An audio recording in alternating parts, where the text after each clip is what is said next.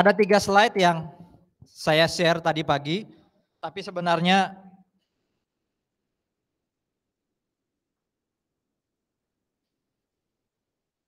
pendekatannya harusnya tidak lama-lama banget ya, karena saya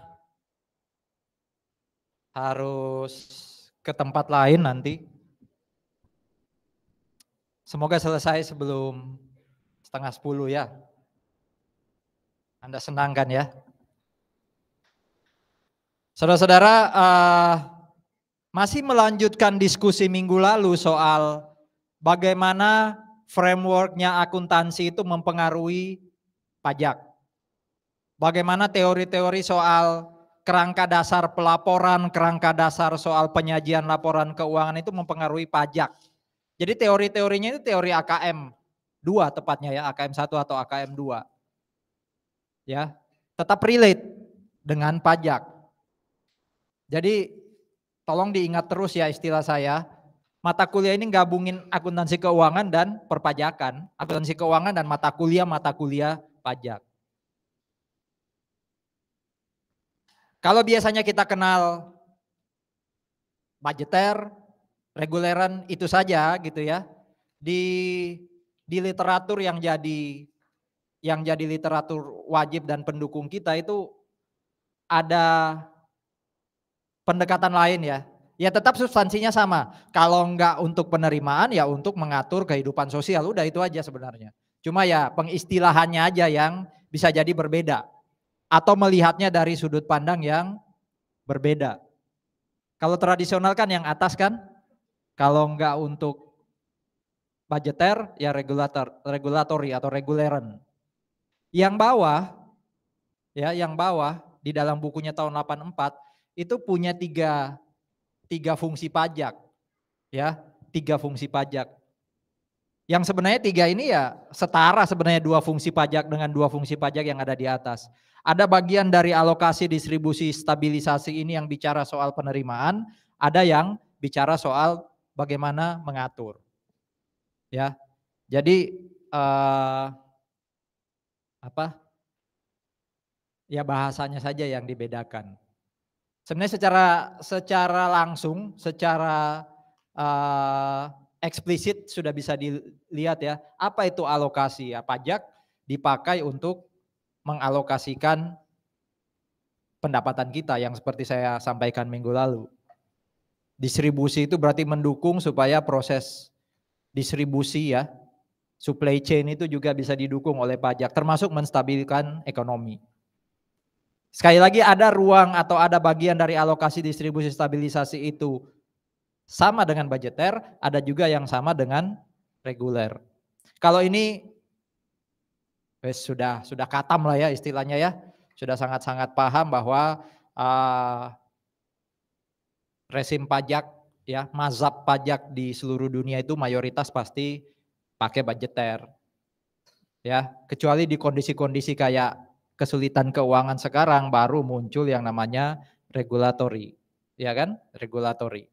Membantu supaya ekonomi tetap tumbuh, pendapatan tetap bisa distabilkan, bahkan ada distribusi pendapatan. Ya memang sih fungsi pajak dari Musgrave and Musgrave ini memang lebih dekat ke regulatory ya. Tapi sekali lagi tetap ada bagian dari 3 itu yang bisa jadi terkait dengan budgeter. Itu fungsi pajak. Ya, itu fungsi pajak yang saya yakin sekali lagi sudah diingat lah ya. Sempat disampaikan di hukum pajak. Ya. Menurut Anda sekarang pemerintah kita masuk tahun 2023 itu masih banyak nggak regulatorinya atau sudah mulai kembali ke ke budgeter? Kalau pandemi pasti regulatori ya. Walaupun ada yang namanya undang-undang HPP, undang-undang Ciptaker, itu tetap regulatori menurut saya. Ya, bagaimana caranya supaya pajak ini tetap bisa menjaga supaya ekonomi tetap tumbuh. Berapa pertumbuhan ekonomi kita yang terbaru datanya year on year. Ngikutin nggak indikator-indikator kayak gitu? Ya memang tidak relate sih secara langsung ya, tapi itu kerasa. Artinya kalau pertumbuhan kita positif, ya sebenarnya kita baik-baik saja. Pertumbuhan negatif itu istilahnya apa? Yang katanya 2023 akan kita alami. Tapi sebenarnya resesi itu tidak otomatis kalau negatif pasti resesi. Apa itu resesi, Vel? Pertumbuhan negatif yang kayak apa yang disebut resesi? Negatif nggak mesti resesi. Negatif itu ya pertumbuhan ekonomi itu apa sih? Ya gampangannya ya aset kita nambah, ya net aset kita nambah, ya GDP kita nambah, revenue atau income-nya itu pertumbuhan, ya. Kalau negatif ya berarti ekonominya melambat, ya ekonominya melambat. Bisa indikator paling gampang mungkin bisa dilihat dalam perputaran uang ya. Jadi sebenarnya ketika kita macet-macet itu disyukuri, itu berarti ekonomi sudah mulai berputar lagi, akan tumbuh tuh. Ya, akan bertumbuh. Nah, pertanyaannya sekarang resesi itu pertumbuhan yang kayak apa? Oh, yang negatif belum tentu. Resesi itu sebenarnya sudah sempat dialami ya. Ketika 2 triwulan berturut-turut kita negatif. Triwulan itu berapa bulanan ya? 3 bulanan. Jadi 3 bulan pertama negatif, anggap aja Januari sampai Maret negatif, terus April sampai Juni negatif lagi. Nah, itu resesi udah. Ya, itu resesi. Tapi itu hanya angka. Itu hanya angka. Apakah pasti gelap? Apakah pasti buruk? Belum tentu. Karena itu angka makro. Ekonomi makro itu.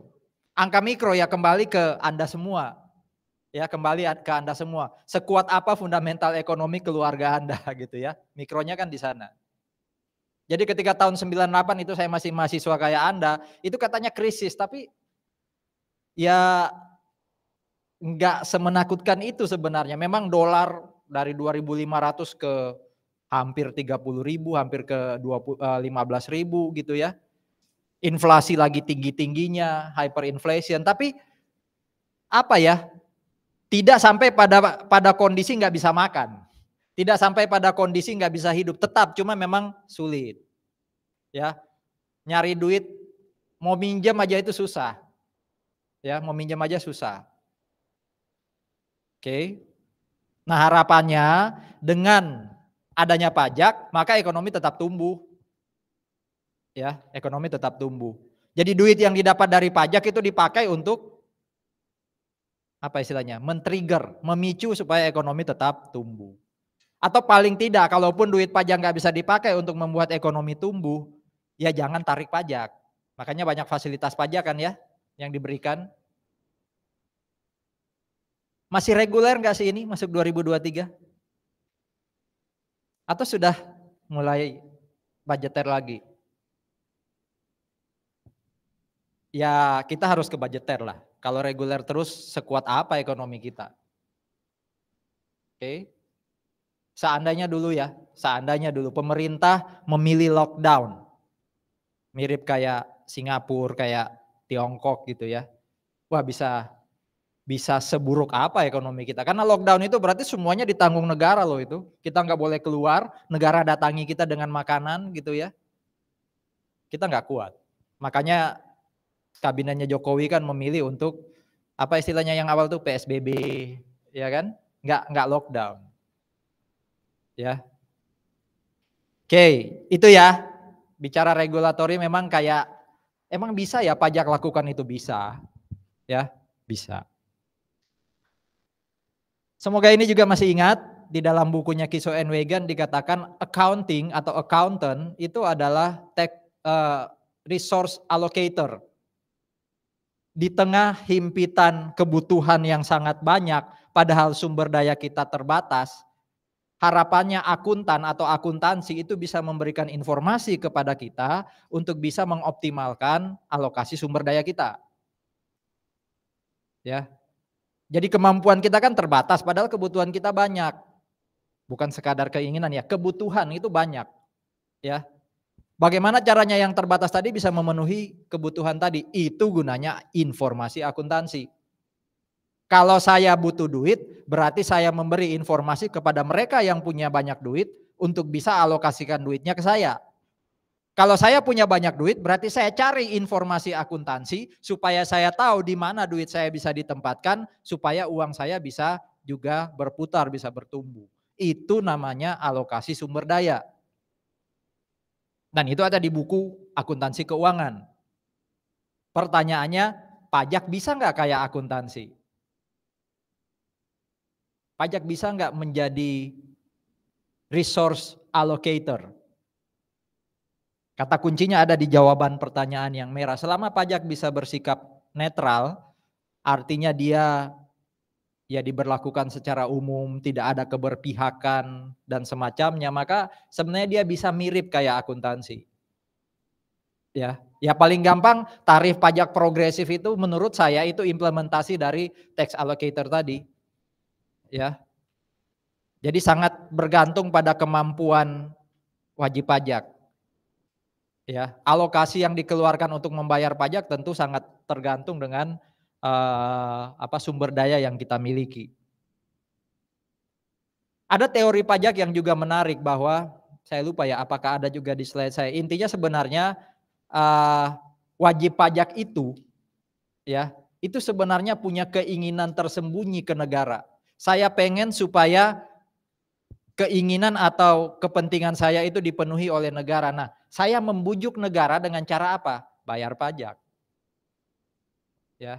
Jadi mengalokasikan pajak untuk memenuhi kebutuhan saya. Nah, jadi dalam kondisi tadi, pajak juga bisa mirip kayak akuntansi ya. Tapi kalau akuntansi itu lebih ke arah laporan keuangannya, membantu orang untuk mengalokasikan sumber daya. Kalau pajak lebih ke arah, ya pembayaran pajak tadi dipakai untuk memenuhi kebutuhan.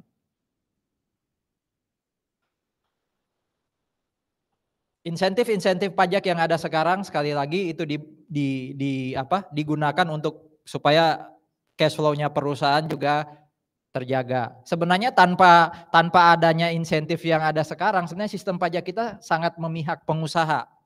PPN saya tanya, PPN itu kapan paling lambat harus disetor? Kalau ada PPN kurang bayar.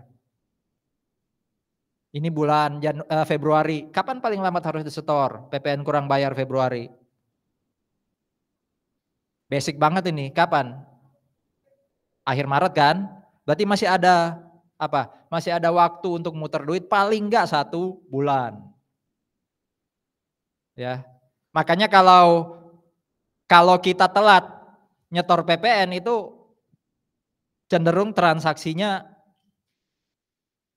sanksinya besar gitu ya. Karena di dalamnya sebenarnya ada duit negara yang sudah diberi kesempatan ke kita untuk diputar, udah dikasih kesempatan mutar, kok telat lagi gitu. Bahkan kalau pengusaha ya, diberi kesempatan sampai Maret kan, OP untuk ngitung lagi ulang pajaknya. Kalau orang pribadi kan sampai Desember sebenarnya sudah dihitungin kantor.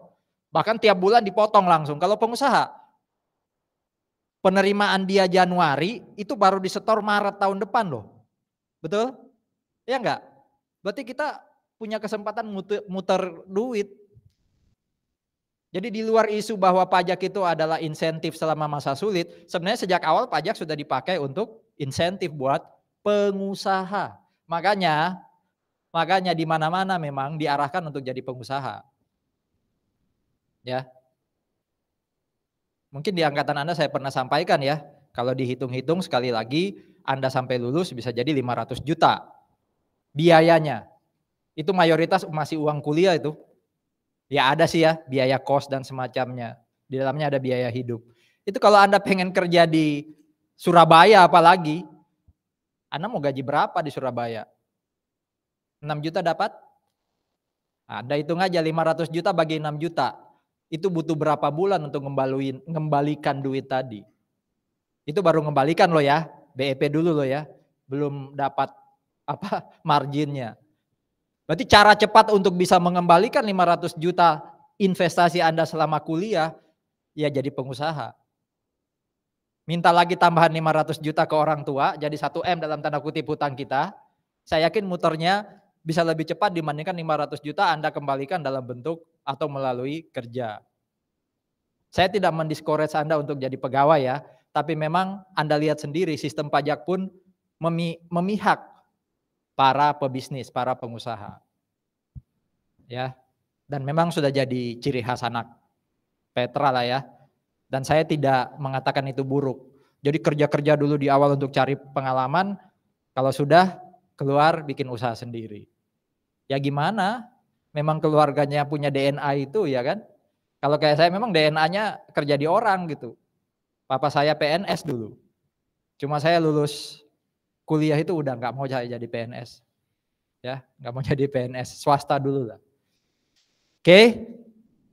Ini juga tadi kan ada apa? Fungsi pajak terkait dengan pertumbuhan, distribusi dan stabilisasi. Maka di sini di apa istilahnya? Didetilkan ya ke produksi, ke distribusi. Jadi pajak itu dipakai untuk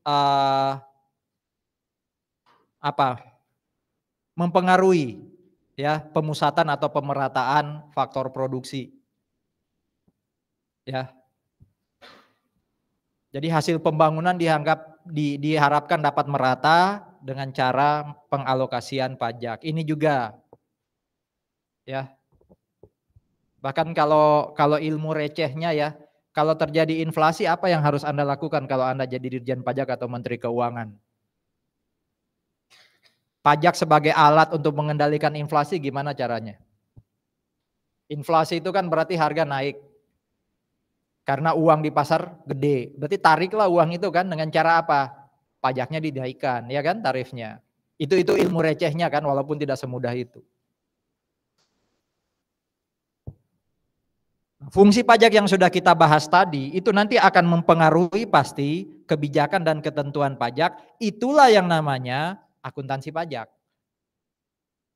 Jadi kebijakan dan ketentuan pajak itu akan mewarnai cara kita melaporkan pajak. Cara kita melaporkan pajak itu kan definisi simpelnya dari akuntansi pajak. Negara yang makin budgeter pasti kebijakan dan ketentuannya makin strict. Betul? Tarif tinggi, sanksi tinggi, tapi negara yang makin reguler bisa jadi ada banyak keringanan. Itu akan mewarnai kebijakan dan ketentuan. Nah, itu juga akan mempengaruhi cara mengkomunikasikan ya, praktik akuntansi pajaknya jadi sangat-sangat tergantung dengan fungsi pajak. Makanya saya tanya tadi, kita itu sekarang makin reguler ya, masih reguler atau sudah mengarah ke budgeter lagi. Itu mempengaruhi nanti praktik pelaporan kita. Ya, praktik akuntansi pajak kita. Jadi ini pengaruh fungsi pajak terhadap praktek akuntansi pajak. Apa pengaruhnya fungsi pajak tadi, entah budgeter, entah reguler, entah stabilisasi, entah distribusi atau alokasi tadi terhadap penerimaan. Terhadap pertanggungjawaban. Jadi sebenarnya ketika negara menerima uang pajak ya, maka kita dilindungi oleh akuntansi pajak. Ya gampangannya kan akuntansi keuangan yang kita pelajari selama ini kan sebenarnya alat pertanggungjawabannya manajemen terhadap pemilik. Betul kan? Anda kalau jadi owner, saya jadi manajemen, Anda kan ngomong Pak Agus, saya percayakan uang ini ke Pak Agus. Tolong diputar. Nah saya kan harus mempertanggungjawabkan ke Anda sebagai pemilik. Apa alat pertanggungjawaban saya ke Anda? Laporan keuangan. Berarti kalau kita WP bayar duit ke negara untuk diputar bagi kesejahteraan umum, ya negara harusnya lapor dong. Hai wajib pajak, uangmu sudah dialokasikan ke A, B, C, D dan semacamnya. Itu akuntansi pajak. Jadi melindungi kita ya atau melindungi penerimaan negara. Ya. Ya supaya tidak ada keraguan ya terkait dengan pengakuan atau pengukuran objek pajak, penentuan subjek pajak. Itu makanya saudara-saudara karena kalau kita bicara akuntansi keuangan kan minggu lalu sudah didiskusikan, saya tanya mana yang eksternal, mana yang internal, Anda sudah bisa jawab. Manajemen aja yang membuat laporan keuangan itu yang internal, di luar itu kan eksternal. Tapi kan itu terbatas ya. Pihak eksternal laporan keuangan itu siapa? Pemilik. Pemilik kan komunitasnya lebih kecil, kecuali itu PT TBK. Tapi kalau bicara ini, yang disebut pemilik uang pajak, kan senegara, 100-200 jutaan. Kalau pemilik saya, owner saya cuma 10, cuma 2, cuma 1, ya tergantung karakter dia kan. Karakter dia adalah orang yang lebih permisif, lebih trust based. Silakan Pak Agus, saya percaya ke Pak Agus untuk muter duit ini, buat bikin laporan keuangan yang saya paham deh. Nggak usah rigid, nggak usah detail kayak PSAK. Nah ini masalahnya, senegara loh yang mau dilindungi kepentingannya. Berarti ya nggak bisa benar-benar permisif, sehingga apa yang terjadi? Ini yang membuat pajak cenderung, bukan berarti nggak ada ya, itu nggak memperbolehkan estimasi. Makanya cadangan kerugian piutang atau kerugian piutang yang based on allowance itu nggak boleh. Defaultnya nggak boleh, kecuali untuk perusahaan jasa keuangan. Ya kan? Jadi estimasi-estimasi itu di pajak nggak ada. Ya, cenderung diabaikan. Itu ya yang jadi jawaban, kenapa sih kok pajak itu kok kayak ngejar duit banget sih, ya, sehingga prinsip akuntansi itu nggak diikuti kayak allowance gitu. Rupanya karena yang dilindungi lebih banyak, ya, yang dilindungi lebih banyak. Nah, ini tadi, karena akuntansi itu sifatnya netral, ya, melindungi siapapun yang akan menggunakan informasi laporan keuangan tadi itu, ya. Ini masih akuntansi keuangan maksudnya ya, belum akuntansi pajak. Ya. Biasanya memang ada kecenderungan untuk understatement angka di laporan understatement itu berarti kecenderungan angkanya diturunin. Utamanya kalau itu terkait dengan aset atau income. Konservatif masih ingat ya, kalau kita ragu-ragu ya mending jangan dicatat. Ya. Tapi kalau kita ragu-ragu terkait uang keluar, dicatat aja dulu. Mau uangnya nanti benar-benar keluar atau enggak, kita catat duluan. Tapi kalau kita ragu-ragu terhadap uang yang masuk, jangan dicatat dulu. Makanya cenderung memang understatement. Ada perbedaan antara komersial dan fiskal. Prinsip ini tolong diingat-ingat. Kotak ke berapa ini? 5. Konsep dasar akuntansi keuangan itu juga dipakai oleh pajak. Jadi selama di pajak tidak ada aturan khusus, maka itu dipakai atau memakai punyanya akuntansi. Kayak pengakuan pendapatan. Ya, pengakuan pendapatan kalau Anda masih ingat jasa konstruksi. Kita pakai percentage of completion kan, AKM 1. Pajak itu nggak ada yang ngatur sedetil itu. Ya dia ikut aja prinsipnya akuntansi. Ada diskusi detail sih nanti kalau kita belajar aset ya. Apakah di pajak ada yang namanya residual value untuk PPI? Ada konsep nilai sisa nggak di pajak? Kalau dipelajari lebih dalam di pasal 11 Undang-Undang PPH yang soal penyusutan, itu memang menyebut soal nilai sisa, tapi bukan nilai sisa seperti yang ada di akuntansi keuangan. Sehingga di pajak itu ya tidak ngatur khusus soal nilai sisa, residual value atau salvage value. Berarti apa? Ya dia ngikut akuntansi keuangan. Itu ya. Itu contoh bahwa kalau tidak diatur khusus di pajak, berarti ikut prinsipnya akuntansi keuangan. Selisih kurs, dulu diatur khusus. Ada perlakuan PPH atas selisih kurs. Sekarang dicabut. Kalau dicabut berarti gimana dong nyatat keuntungan atau kerugian selisih kurs? Ya ikut prinsipnya akuntansi. Itu maksudnya slide ini, ya.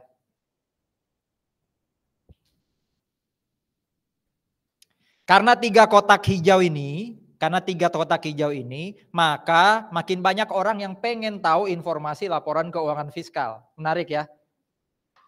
Katanya yang butuh hanya negara sebagai otoritas pajak gitu. Rupanya enggak juga loh.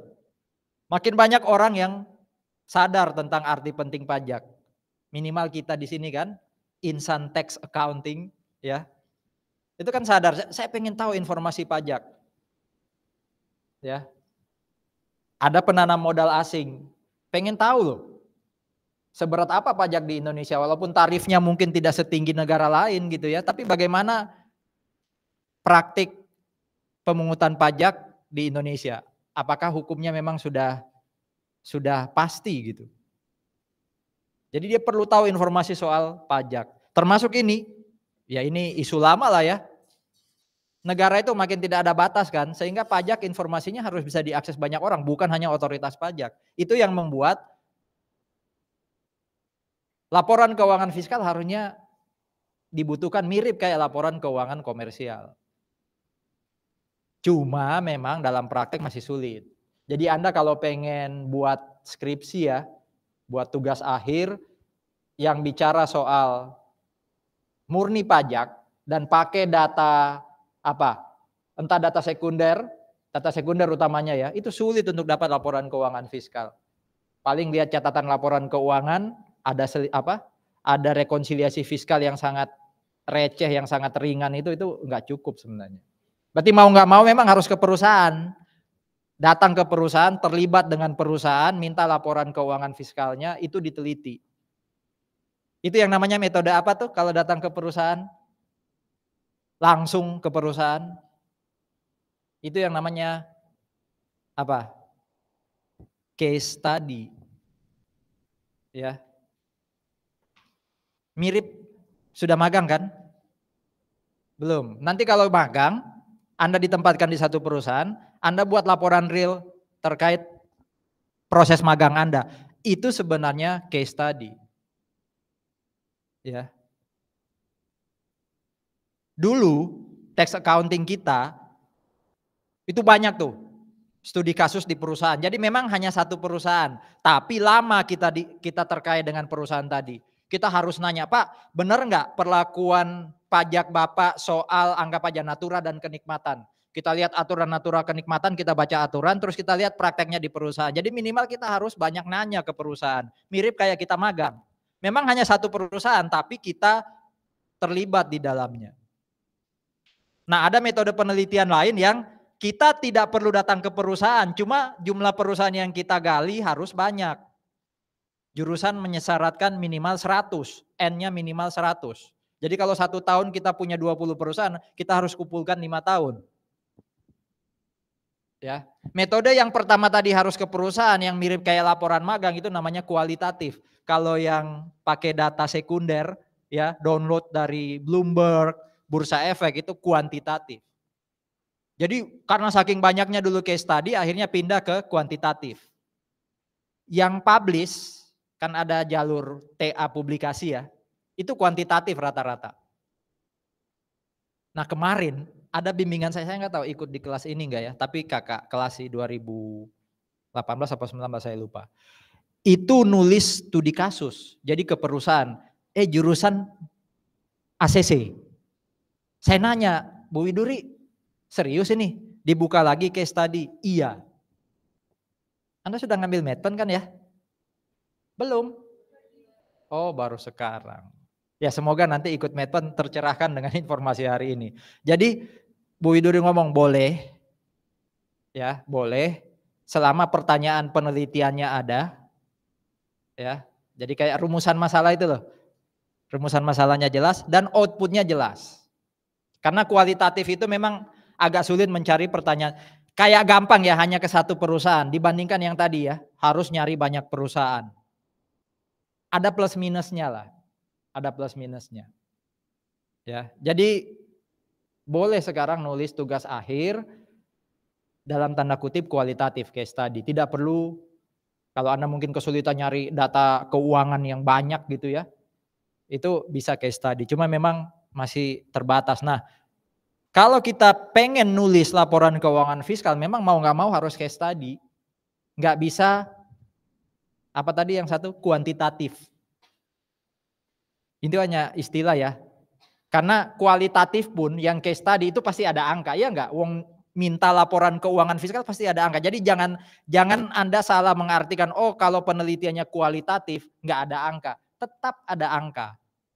Tapi metodenya beda. Makanya saya bilang tadi yang satu yang kualitatif Anda cukup ke satu tempat tapi mendalam. Kalau kuantitatif Anda ke banyak tempat Anda minta datanya tapi Anda nggak perlu terlibat dengan tempat Anda neliti tadi. Saya nanya sekarang, kalau Anda nyimpulkan entah yang tadi ya, kualitatif maupun kuantitatif, mana yang bisa digeneralisir kesimpulannya? Yang satu pasti menyimpulkan, yang satunya juga menyimpulkan. Mana yang lebih bisa digeneralisir, yang kualitatif atau kuantitatif? Kuali atau kuanti? Kenapa?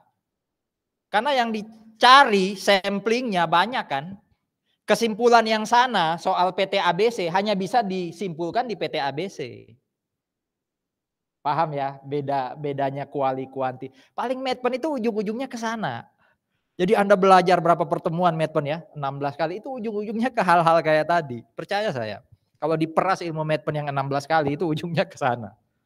Plus penguasaan statistik. Oh ya, 3 kata kunci ya kalau belajar Medpen. Yang tadi ya, memahami metode penelitian itu apa, bagaimana cara meneliti atau nulis. 2, statistik udah ngambil kan? Dulu statistik ada korelasi enggak? Ada regresi enggak? Nah, itu dipakai. Itu dipakai. Jadi ambil lagi, cari lagi buku statistik. 3, bagaimana cara mengoperasikan software statistik. Kalau yang 2 ini paham ilmunya, yang 3 ini teknis. Tapi percaya saya yang lulus dengan yang saya sudah cerita ya, dengan IPK terbatas S1, itu tahu statistik yang ketiga ya, termasuk kedua sebenarnya. Jadi waktu belajar statistik saya nggak tahu. Ya biasa ya, belajar tiba-tiba keluar nilai lulus itu kayak nggak sadar aja. Tapi saya benar-benar menjiwai statistik, termasuk bagaimana mengoperasikan software statistik ketika ngerjain skripsi. Saya yakin Anda yang punya kemampuan lebih di atas saya lebih cepat belajar. Apalagi dengan informasi yang sangat luas sekarang ya. Saya dulu ngandalin buku cetak SPSS. Jadi nyari ke Gramedia beli. Anda bisa langsung googling. Gimana caranya jalankan regresi di SPSS. Udah tinggal dibaca. Ya kan? Jadi 3 hal itu sih kunci untuk menguasai Medpen. Untuk Anda pakai nanti di tugas akhir. Ya. Kecuali Anda mau nulis kualitatif. Kualitatif itu nggak perlu pakai software. Ya, apalagi yang studi kasus. Itu murni mengaplikasikan satu konsep di objek penelitian kita. Ya, bukan berarti itu mudah. Karena dia beda cara mencari rumusan masalah dan menyimpulkannya. Jadi ada tantangan sendiri juga.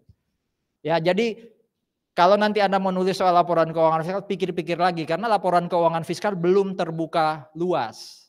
Anda mau ke kantor pajak, Pak minta SPT Pak perusahaan-perusahaan yang ada di KPP Bapak. Dapat nggak? Kenapa nggak dapat? Kenapa nggak bisa dapat? Bukan susah, nggak bisa dapat. Kenapa? Masih ingat? KUP. Ada yang harus dijaga oleh negara atau petugas pajak apa? Kerahasiaan. Paling yang bisa dia kasih itu adalah penerimaan dia per bulan atau per tahun, itu bisa kan global tuh. Tapi kalau pengen tahu Pak, Bapak punya berapa WP, penerimaan yang Bapak dapat dari tiap WP itu berapa, itu Anda kalau nggak punya orang dalam nggak bisa. Punya orang dalam pun itu sudah melanggar kode etik. Ya dianya itu melanggar kode etik.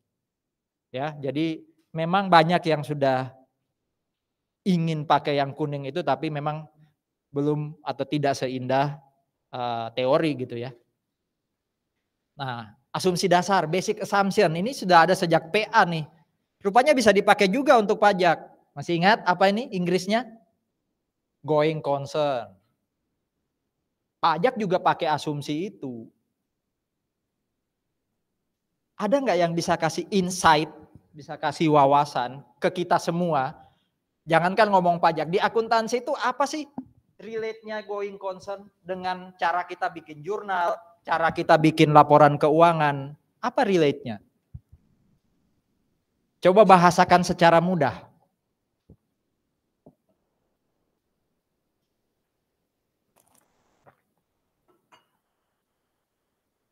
Kan belajar udah ya going concern sejak PA, AK, AKM1, AKM2. Tapi going concern ini ketika relate dengan cara menjurnal, cara bikin laporan keuangan, apa ya? Apa ini hanya dihafalin? Going concern adalah asumsi bahwa perusahaan ketika didirikan diasumsikan gak pernah akan tutup. Udah stop. Terus prakteknya apa di akuntansi keuangan atau bahkan ke pajak? Seandainya, atau saya balik pertanyaan, seandainya nih perusahaan tidak pakai going concern, apa pengaruhnya ke laporan keuangan? Pasti beda dengan yang kita pelajari sekarang ya, sejak PA sampai AKM. Tapi pertanyaan saya, apa bedanya? Kalau nggak pakai going concern. Anggap aja, saya mau bikin usaha. Saya tutup nanti kalau anak saya sudah lulus kuliah atau sudah nikah, sudah mentas istilahnya. Karena buat apa lagi saya nyari duit? Kan tujuan saya nyari duit itu untuk anak saya. Kan boleh-boleh aja. Jadi anggap aja 20 tahun lagi saya tutup. Berarti kan nggak going concern. Apa ngaruhnya ke pelaporan akuntansi saya? Yo. Kan belajar going concern udah katam, udah hafal. Tapi apa relate-nya dengan yang saya pelajari di akuntansi keuangan bahkan di pajak?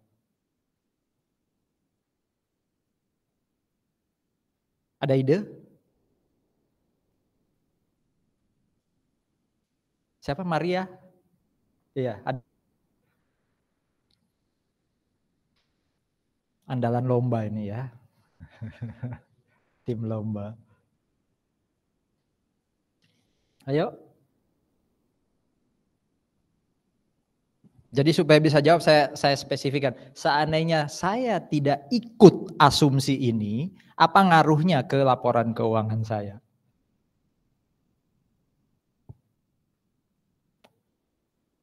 Umumnya aset itu dicatat berdasarkan apa sih? Utamanya di tanggal laporan keuangan. Rata-rata aset itu dicatat berdasarkan apa? Hmm? Oh ya? Oh ini masih tim historical cost ya? Fair value rata-rata mayoritas. Masih ada historical cost, tapi kalau nggak pilihan, ya artinya wajib itu nggak banyak, belum nggak banyak. Aset tetap pun kan memilih ya. Jadi ada masa di mana ketika kita atau akuntansi itu goncang karena kita terlalu tergantung dengan historical cost. Ya wanita sih ya, suka ngukit-ngukit masa lalu, jadi masih suka historical. Kebanyakan fair value. Oke, bagaimana kalau saya nggak pakai going concern? Tetapkah saya pakai fair value? Ayo. Atau mungkin nggak saya pakai historical cost kalau saya tidak going concern?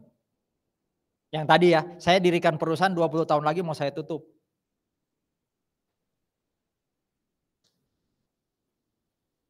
Ya jawaban gampangnya gini, yang saya pakai bukan historical cost atau fair value, tapi nilai 20 tahun lagi. Yang kemudian itu saya present value kan. Jadi sebenarnya ada fair value, tapi fair value yang paling rendah. Present value itu kan fair value sebenarnya, tapi paling rendah. Karena dia harus pakai rumus, tidak pakai mekanisme pasar. Fair value yang paling tinggi itu kan kalau dia pakai mekanisme pasar kan. Itu yang disebut market value. Jadi kalau sudah di discount, di present value kan, itu fair value masih tapi level paling rendah. Berarti angka yang saya sajikan di laporan keuangan itu sebenarnya angka masa depan yang saya nilai sekarang kan. Nggak ada lagi penyusutan. Ngapain saya susulkan? Saya cuma pengen tahu berapa nilai aset saya 20 tahun lagi.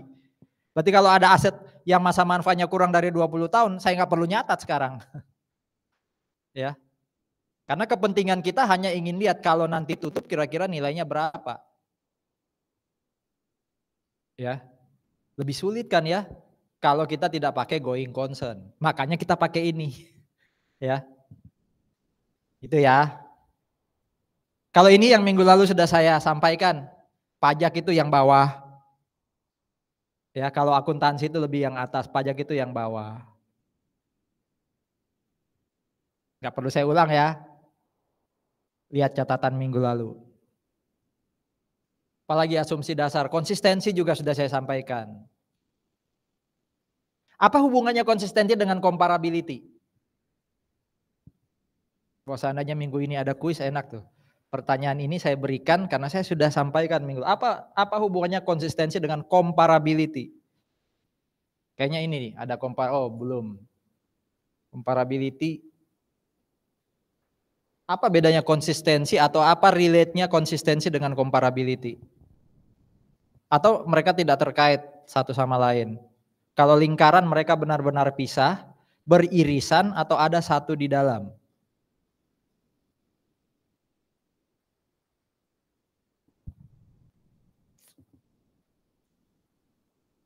Halo?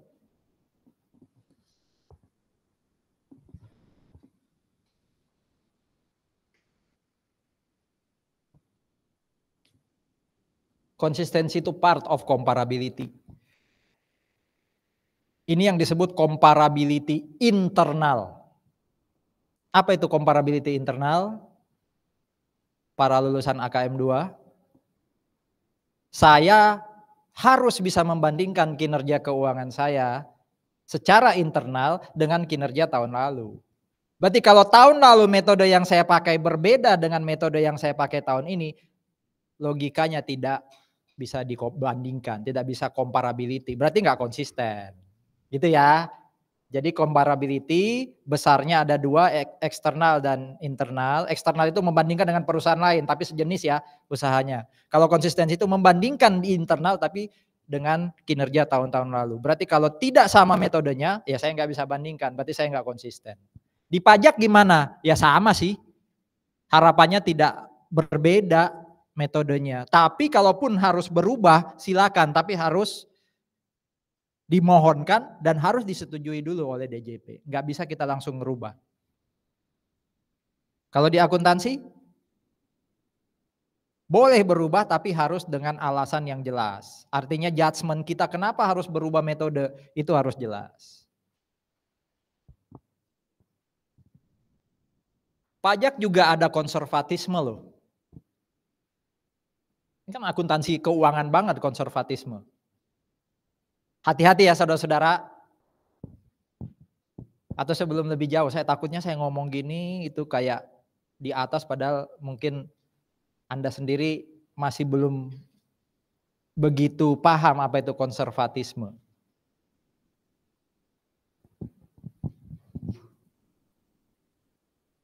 Tadi ada Rafika ya saya lihat. Mana Rafika? Apa konservatisme Rafika? Saya ingat selalu Rafika karena kalau ibarat marketing atau selling gitu ya. Saya closing waktu itu salah satunya Rafika gitu. Datang ke mana? 4Point ya? 4Point, lupa ya? Masih nggak tahu? Datang ke 4Point sama mamanya gitu ya, masih bingung mau kemana. Saya bohongin dia, saya bujui dia. Akhirnya dia pilih tax accounting. Makanya saya ingat Rafika. Apa konservatisme Rafika?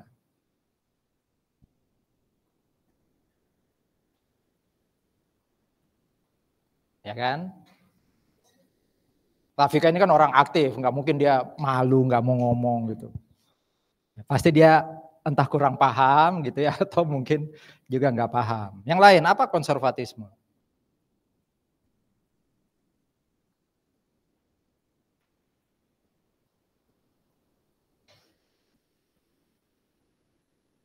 Bapak Ketua kelas, apa konservatisme?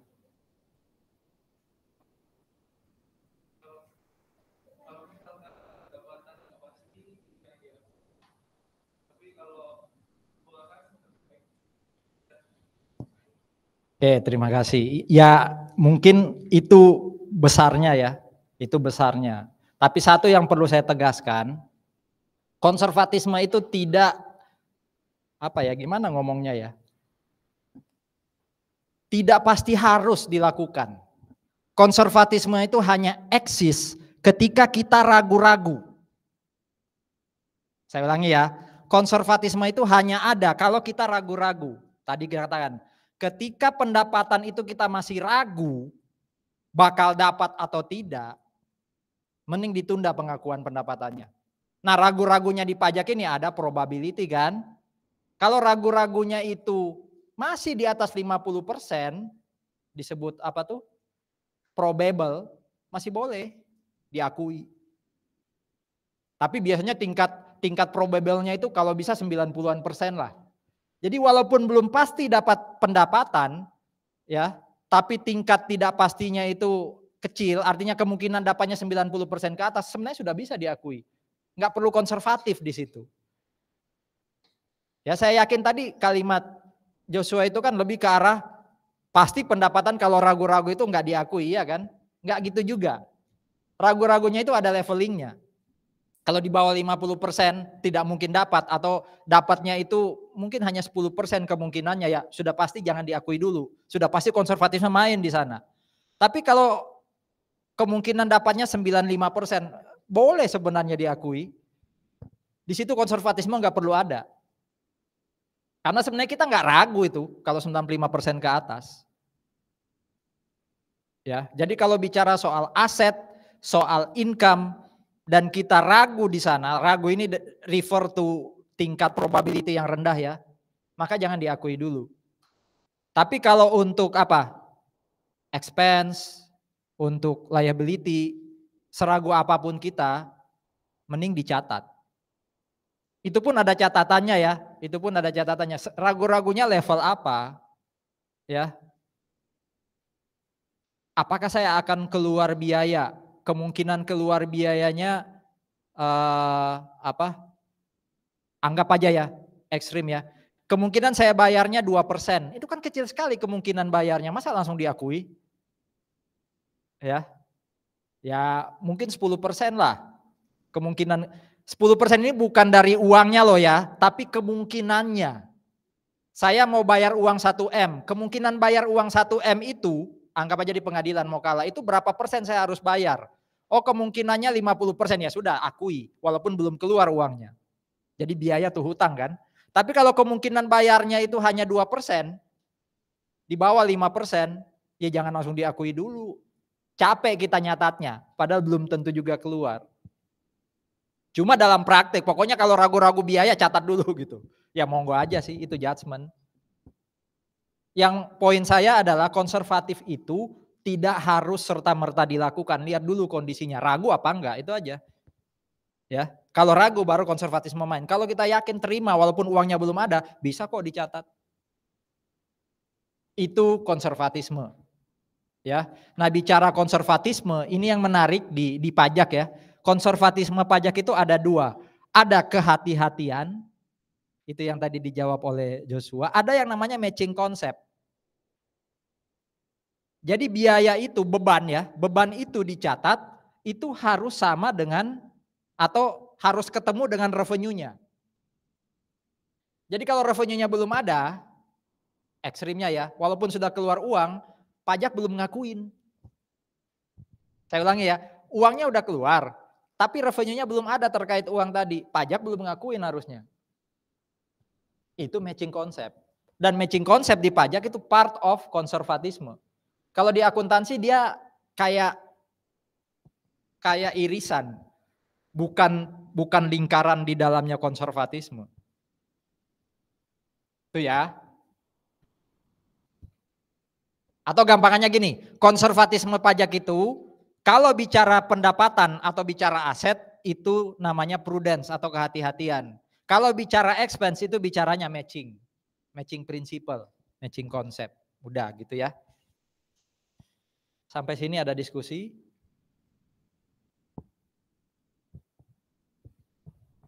Saya minta tolong ketua kelas itu nyatat di SIM masuk dan keluar saya dan bahannya apa ya.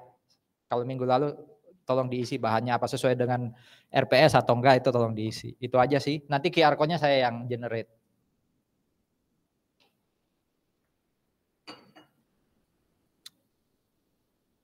Oke. Apa tujuan financial statement atau financial reporting? Minggu lalu sempat saya angkat. Apa tujuannya akuntansi keuangan? Supaya bisa membantu para capital provider untuk ngambil keputusan. Ya sebenarnya mirip. Ya, mirip. Berarti ini membantu negara, otoritas pajak untuk bisa ngambil keputusan.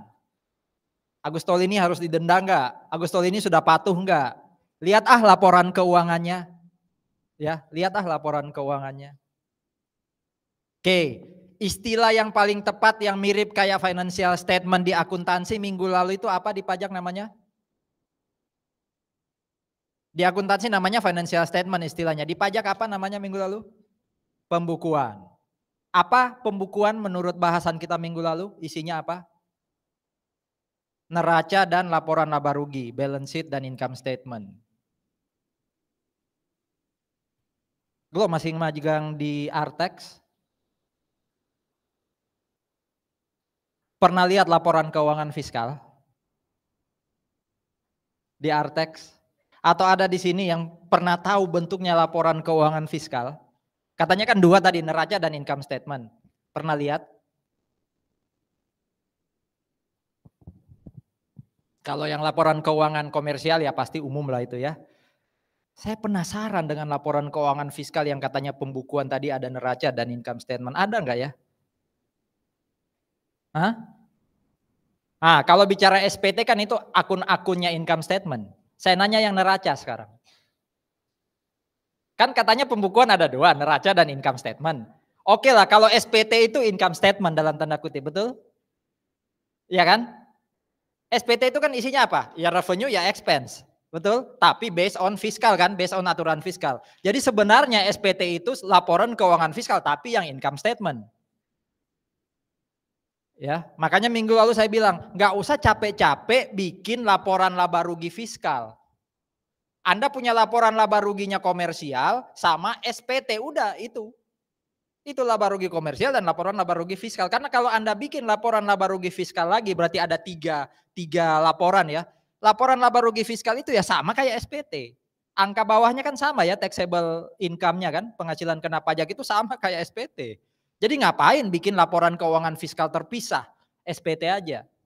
Saya setuju, laporan keuangan fiskal salah satu bentuknya adalah SPT, tapi itu kan akunnya income statement. Bagaimana dengan neraca?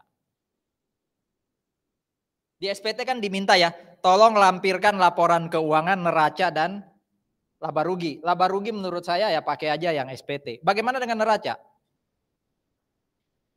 Kenapa? Lampiran. Jadi ada sebenarnya. Laporan keuangan fiskal yang namanya neraca fiskal itu ada. Kok bisa? Padahal kan pembukuan ada definisi sendiri ya, neraca. Berarti kan kita ngarahnya itu neraca fiskal.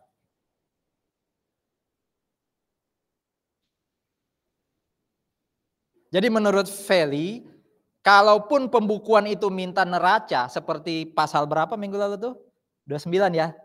Itu sebenarnya neraca komersial. Kalau income statement itu income statement fiskal memang bentuknya SPT. Ada yang sependapat? Beda apa?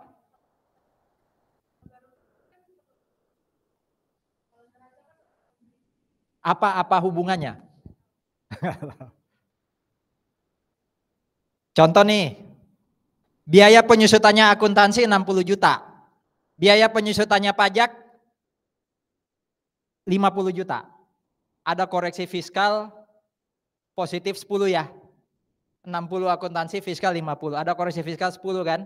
Berarti awalnya saya di akuntansi itu mendebit depreciation expense, kreditnya accumulated depreciation 60, betul?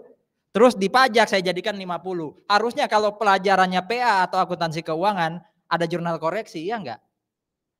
Akumulasi 10 di debit, depreciation expense 10 di kredit, betul? Betul ya? Pertanyaan saya, waktu koreksi fiskal ada jurnal penyesuaian enggak? Waktu lakukan koreksi fiskal itu loh, yang Anda sudah sangat ahli itu loh, ada jurnal koreksi enggak? Ada jurnal penyesuaian enggak? Enggak ada, enggak ada. Berarti kalau enggak ada, akun-akunnya neraca ya enggak bergerak dong. Termasuk akun-akunnya income statement sebenarnya enggak bergerak. Ya. Makanya kita pakai SPT aja untuk income statement. Neraca itu enggak terkoreksi. Harusnya kan kalau saya kredit lagi depreciation expense, akibatnya laba saya kan bertambah. Betul? Laba bertambah, laba ditahan naik dong. Laba ditahan kan punyanya neraca. Karena nggak ada nilai, karena tidak ada jurnal koreksi, laba ditahannya tetap. Berarti kan neraca fiskal itu nggak visible, nggak ada.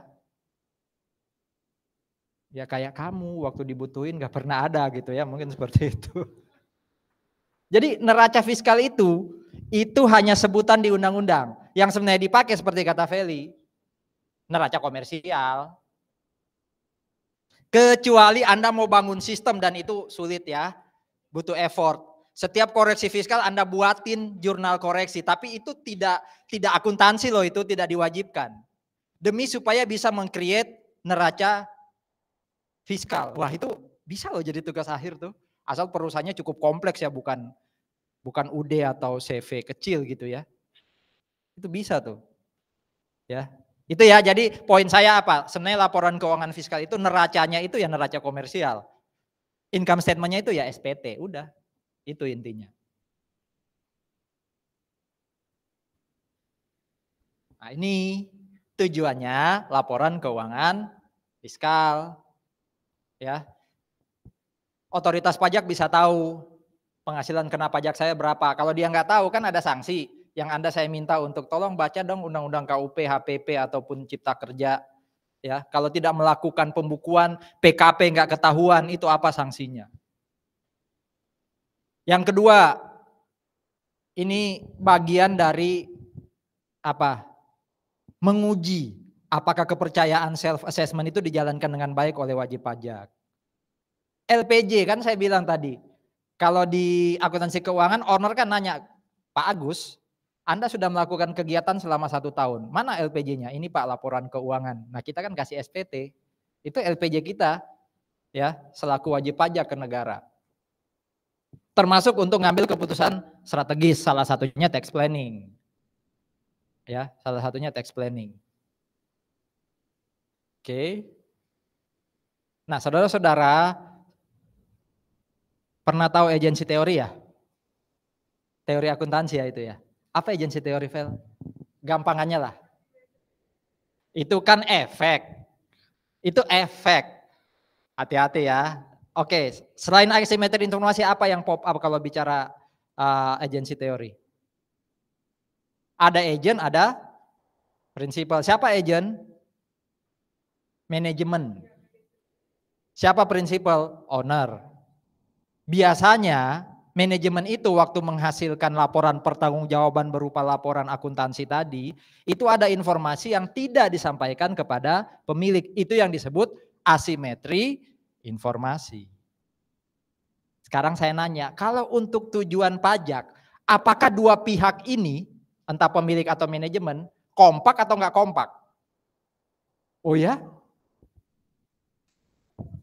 Anda kalau jadi owner, saya jadi manajemen. Kita kan berhadapan sama orang pajak nih. Saya kecilin pajak, Anda marah nggak ke saya? Saya tax planning sehingga ini legal loh ya. Saya lakukan sehingga beban pajak makin kecil. Anda marah nggak ke saya? Anda pengen tahu informasi yang saya sembunyikan nggak? Enggak kan? Kita kompak kan? Karena kita sama-sama pengen pajaknya kecil.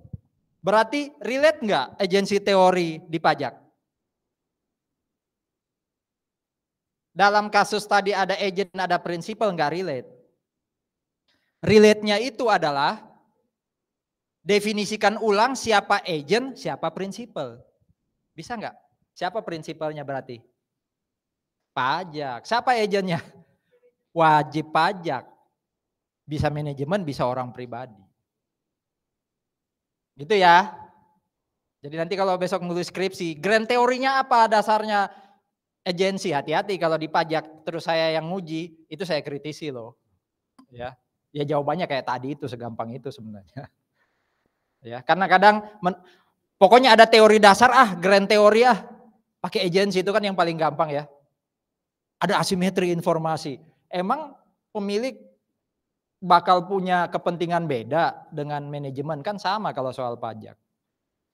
Ya, saya nggak tahu itu ada bukunya atau enggak, coba dicari ya. Karena biasanya teman-teman dosen itu sangat-sangat textbook. Kalau tidak ada teori atau penelitian sebelumnya jangan dimasukkan gitu. Seandainya omongan saya bisa jadi apa?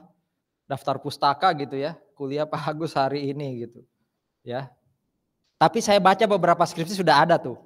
Ya, menulis bahwa agensi teori di pajak itu bukan antara pemilik dan manajemen tapi WP dan pemerintah. Harusnya sudah ada tuh landasan teorinya ya. Kalau bicara landasan teori itu dua loh ya.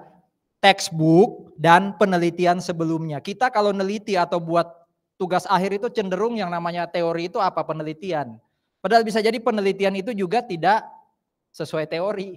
Jadi carilah dulu teori dasarnya. Oke, ini ya tujuannya laporan keuangan. Jadi saya juga punya kepentingan di sini, concern tepatnya, aware tepatnya ke Anda, karena Anda ada di semester-semester yang menjelang tugas akhir atau bahkan ada yang beberapa yang sudah publish, itu saya akan masukkan pesan-pesan soal tugas akhir gitu ya. Yang paling tidak bisa membuka mindset Anda gitu ya soal apa yang harus saya tulis dan saya lakukan untuk tugas akhir nanti. Saudara-saudara, bicara soal keputusan strategis, besok kalau jadi konsultan pajak, carilah pekerjaan-pekerjaan yang sifatnya strategis. Karena untuk itu Anda dibentuk di sini. Kalau hanya sekadar ngisi SPT, itu sorry to say, teman-teman SMK pun diberikan. Bahkan yang tidak belajar pajak pun kan sudah banyak ya pelatihan soal ngisi SPT. Apalagi SPT hanya untuk karyawan, segampang itu kan. Cuma memang menariknya ngisi SPT itu volumenya banyak. Betul? Volumenya banyak, cuma harga per unitnya murah. Udah clerical, per unit harganya murah, banyak gitu ya, ya capek. Cuma kalau itu juga menjaga eksistensi kita sih sebagai konsultan pajak. Jadi kalau nggak ada itu juga nggak bisa. Jadi nggak apa-apa tetap clerical, tapi ingat itu musiman loh. Iya nggak? Ya paling yang tiap bulan apa PPN. SPT tahunan ya tahunan toh. Berarti ya Anda harus ciptakan, create ya layanan yang strategis. Apa tax planning, jadi kuasa WP. Jadi kalau ada pengadilan pajak Anda ikut mewakili. Cuma sayangnya memang kalau ingin jadi kuasa WP harus punya background apa? Selain sarjana ekonomi, sarjana akuntansi apa? Juga sarjana hukum. Makanya ada beberapa teman-teman atau kakak kelas Anda yang juga ngambil S1 hukum demi supaya bisa jadi kuasa WP di pengadilan pajak. Kadang join. Jadi yang tampil di pengadilan si sarjana hukumnya tapi tinkernya ya, think tanknya orang pajak. Karena orang pajaknya nggak bisa ke pengadilan jadi kayak lawyer gitu nggak bisa. Nah, supaya bisa jadi kayak lawyer harus S1 hukum. Ya, ya nggak apa-apa memperluas ilmu ya. Nah saudara-saudara masih ingat ini ya, ada di akuntansi keuangan. Di pajak juga dipakai. Ya. Ya relevan, berarti informasi yang saya sajikan di SPT, kita persempit sekarang ya, nggak ngomong lagi laporan keuangan fiskal ya, langsung ngomong SPT. Itu sejatinya itu laporan keuangan fiskal. Informasi keuangan yang kita sajikan di SPT itu memang relate, masuk akal, ya, up to date dalam rangka ngitung pajak. Netral, kalau di akuntansi faithful representation. Disajikan dengan itikat baik dan mencerminkan keadaan sebenarnya. Yang agak berbeda ini materiality. Kalau di akuntansi itu kan materiality itu apa? Ya memang sih jangan sampai ada salah saji, betul ya? Kalau salah sajinya banyak itu material. Tapi kalau salah sajinya dikit itu enggak material. Rule of thumb-nya material atau enggak itu berapa persen? Tergantung, judgment ya. Enggak ada teorinya ya, audit enggak ngomong gitu. Kalau Anda jadi auditor datang ke perusahaan, oh ada salah catat. Salah catatnya 20%, anggap aja salah catat cash. Cash itu 100%, ada 20% salah catat. Itu mempengaruhi opini enggak? Nah iya, apa yang jadi alat ukur tergantungnya? Apa? Loh iya saya tanya sekarang, 20% itu material apa enggak? Tergantung entitasnya. Saya ambil yang spesifik cash. Salah catat cash. Cash itu anggap aja 1 M. Itu 100%-nya 1 M. Saya salah catat 200 juta. Nah iya, salah catatnya 20%. Material apa enggak? Udah gitu aja. Kok bisa?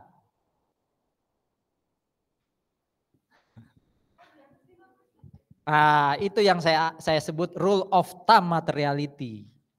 Jadi kalau di bawah 5%, walaupun salah, nggak usah jadi masalah. Siapa sih yang sempurna di dunia, betul? Jadi kalau salah tapi tidak material, ya sudah, nggak usah ngaruh ke pendapat audit, ke opini audit. Tapi kalau salahnya di atas 10-15%, ya itu sudah pasti material. Harus koreksi, opini audit bisa ngaruh ke sana. Pak, bagaimana kalau antara 5 sampai 10 atau 5 sampai 15? Itu judgement. Monggo bicara dengan auditor. Ya kan? Sekarang saya nanya, di pajak materialitinya berapa persen? Kalau di akuntansi tadi kan rule of thumb-nya ya aturan, tidak ada aturan teoritisnya, itu aturan praktek aja sih. Kalau di pajak 0%. Jangan salah. Jangan pernah salah gitu ya. Jadi susah benar-benar kalau ketemu pasangan cewek yang anak akuntansi pajak gitu kan. Sudah nguasain standar akuntansi, paham undang-undang pajak, yang di dalamnya ada materialitas 0%. Salah dikit tiap hari Anda kena tax audit, ya kan? Diungkit terus SPT-nya. Jadi nggak ada expired buat cewek akuntansi pajak kesalahan kita itu ya. Oke, itu materiality di pajak ya. Secara teori ekstrimnya tidak ada. Nggak boleh salah. Tapi dalam praktek ya saya yakin orang pajak juga punya apa istilahnya itu? Diskresi. Kayak Pak polisi itu kan lampu merah tapi boleh jalan itu diskresi. Karena mungkin lagi padat-padatnya jalan. Saya yakin orang pajak juga diberi hikmat oleh Tuhan. Ya. Oh ini memang dia salah karena nggak sengaja ya. Untuk tahu itu memang butuh hikmat. Saudara-saudara, satu pesan leadership ya. Seorang leader itu tidak dikekang oleh aturan. Karena kalau kita gantungkan aturan, leader nggak perlu ada. Betul? Anda nggak perlu Pak Rektor, ya. Kalau Petra ini jalan sesuai aturan semua. Nggak boleh telat, 15 menit harus masuk kelas. Nggak boleh ikut UAS kalau tidak memenuhi 25%. Padahal kan ada alasan kenapa kita tidak memenuhi itu. Disitulah butuh seorang leader. Jadi kalau Anda punya leader di tim, di Hima, di BEM, yang based on aturan terus, ya sorry to say, dia bukan leader. Mungkin dia ketua Hima, ketua BEM, tapi bukan leader. Justru leader dibutuhkan ketika harus memutuskan. Ini ada aturan yang dilanggar, tapi memang layak diperjuangkan. Nah, leader di sana. Jadi poin saya apa? Di pajak sebenarnya 0% ya, tapi bisa jadi di praktek ada aja ya diskresi dari teman-teman pajak. Disitulah kemampuan komunikasi saudara dibutuhkan. Bukan hanya sekedar jago ngomong ya, tapi bisa masukin logika, meyakinkan orang, dalam hal ini orang pajak, bahwa memang kita lakukan itu dalam tanda kutip terpaksa. Jadi ilmu kita harus dikombin, termasuk ilmu psikologi juga tuh. Ya. Cari cara ngomongnya kapan dan bagaimana cara ngomong itu kan ilmu psikologi. Kalau saya dan istri berhadapan dengan pelayanan publik, itu kami berbagi kadang. Jadi kalau yang melayani itu bapak-bapak, istri yang maju. Kalau yang melayani ibu-ibu, saya yang maju. Paham maksudnya ya? Karena ya nggak tahu ya itu aturan umum apa rahasia umum ya, ada aspek psikologis di sana.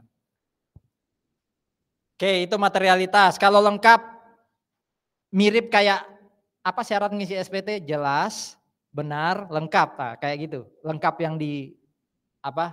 Hukum pajak itu loh, termasuk yang jelas, ya. Asal usul sumbernya jelas, lengkap itu informasinya semua tersedia. Ya, ini relevan tadi.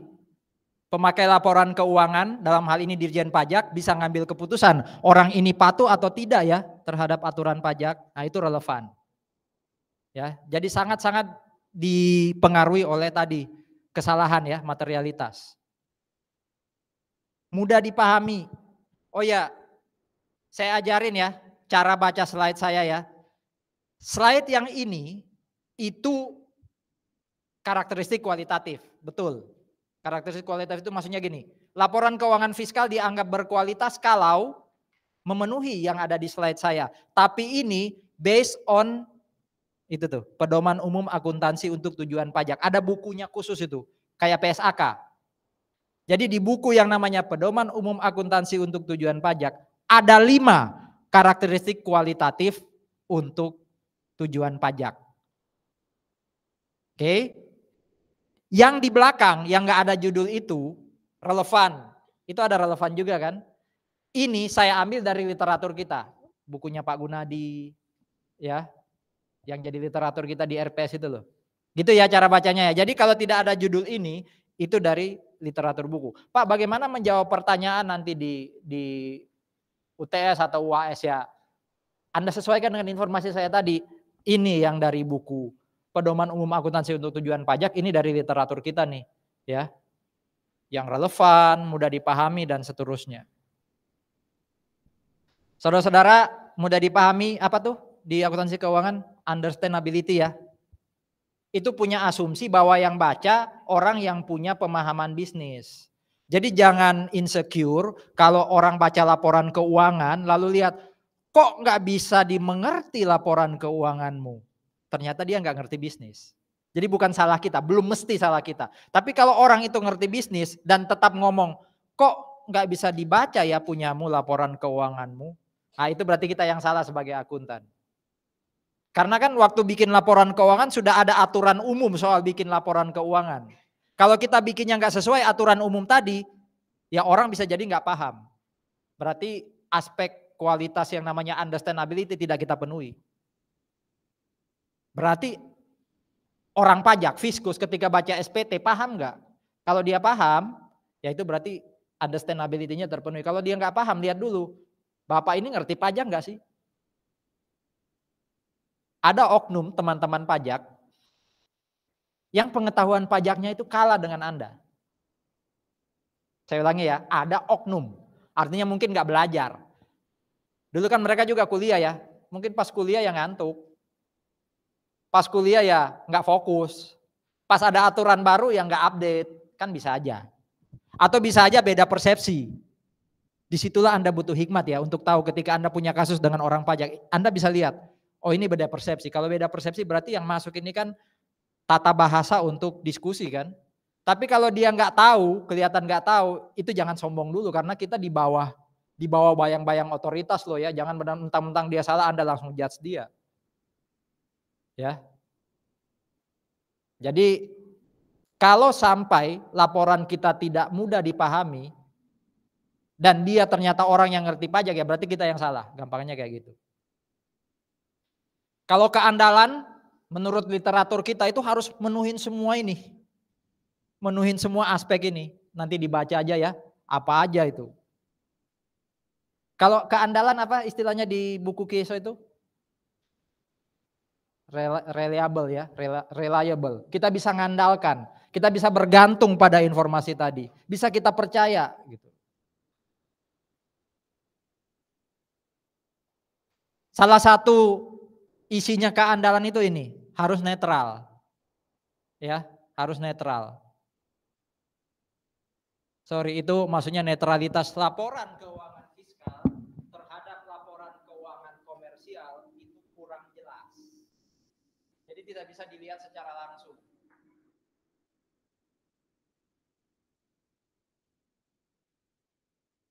Kenapa?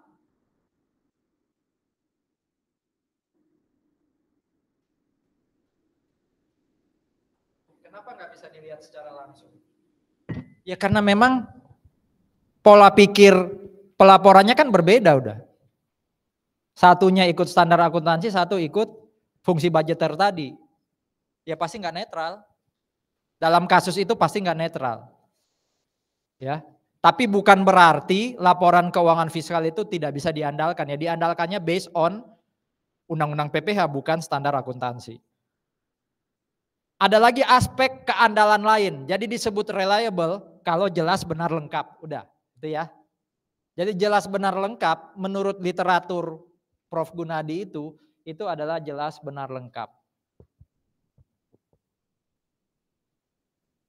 Ini juga tadi ada ya, comparability, yang atas itu eksternal, yang bawah itu konsistensi internal.